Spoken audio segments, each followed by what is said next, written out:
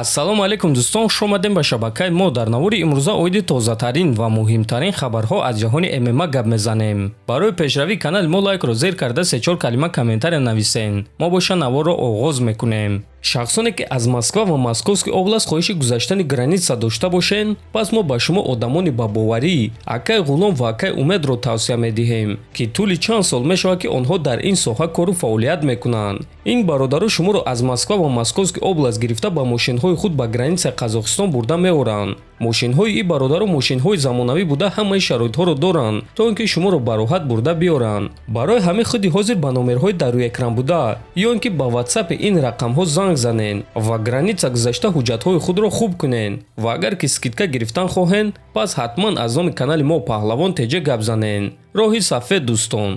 ҷангвари машҳури UFC Ҳамзат Чимаев иваз кардани шаҳрвандии худро фаҳмонд. бисёриҳо мегӯянд ки ман Шветсияро тарк кардум, аз он ҷо рафтум ва боз бисёр чизҳои дигар гуфта истодаанд, аммо ман танҳо ба Дубай кӯчидум. бисёриҳо ин корро бо политика омехта карда истодаанд, аммо кӯчидан барои карьераи ман ва барои тамринҳои ман кори хуб аст. инҷо доимо офтоб аст ва ту хунук намехӯрӣ. ман шаҳри худ Стокгольм ва хонаи худро эҳтиром мекунам ва ба он ҷо доимо бармегардам.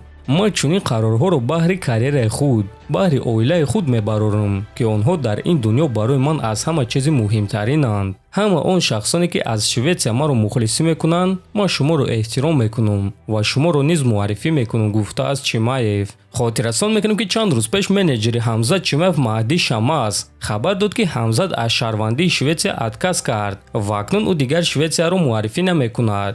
ин кори кардаи Чимаевро одамо ҳар гуна баҳо доданд. баъзеҳо мегӯянд ки Ҳамзат ин корро барои сӯзондани китоби Қуръон дар Шветсия кардааст. ана баъзе дигари одамо бошанд мегӯянд ки Ҳамзат дар Шветсия налоги калон месупорид. ана дар Абудаби бошанд налог умуман нест ва барои ҳамин Ҳамзат шаҳрвандии онҳоро гирифтааст. ба фикри худи шумо дӯстон, барои чӣ Ҳамзат Чимаев ин корро кардааст? метавонед фикротонро дар комментария нависен.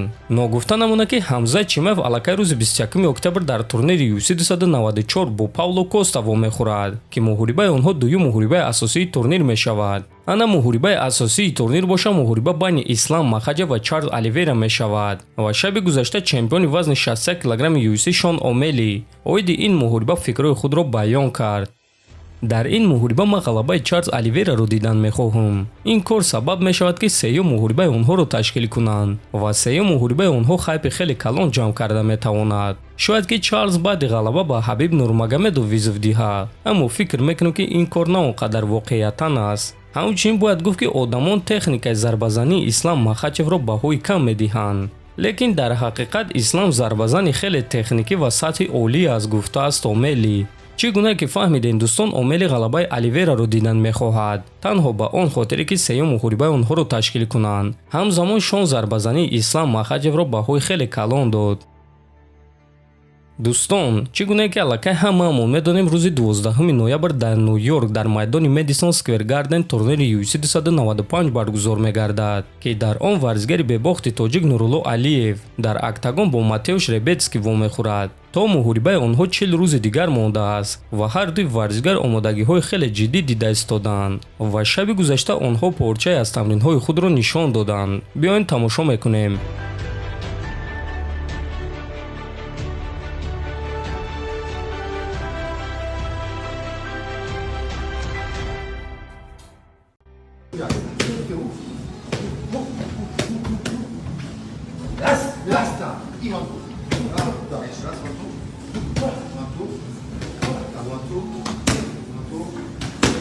чӣ гуна ки мебинем дӯстон, онҳо хеле ҷиддӣ омода шуда истоданд, чунки ин муҳориба барои ҳар дуи онҳо муҳорибаи хеле муҳим аст. барои Нурулло Алиев дар ин муҳориба исбот кардан ки ӯ ҷангвари сатҳи олӣ аст ва аз худ эълони калон кардан аст. ана барои Ребецкий бошад исбот кардан ки ӯ барои бо ҷангварони топ ҷангидан омода аст ва ҳамчунин проспекти нав ва ҷангвари бебохтро манъ кардан. кадоме аз онҳо ба ҳадафи худ расида метавонанд рӯзи муҳориба маълум мешавад, аммо дар ҳама ҳолат мо варзигари худро дастгирӣ мекунем ва албатта ки ба ғалабаи ӯ боварӣ дорем.